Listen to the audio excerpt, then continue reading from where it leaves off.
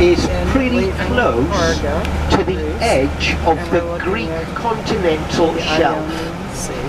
And the ground that we're driving on and the steep hillsides on our right, millions of years ago, they used to form the bottom of the sea. The Ionian Sea is seismically active. It's considered to be the most seismically active region in all of Europe.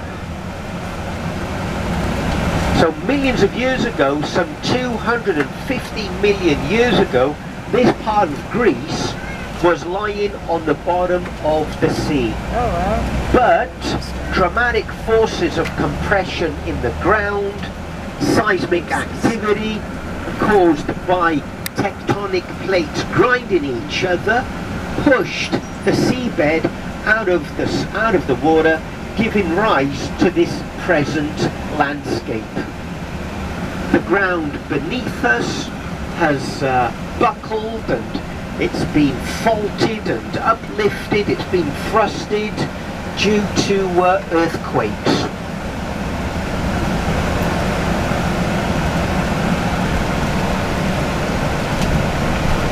So come with us, we go mark, and we take you to fascinating views of the Ionians in Greece.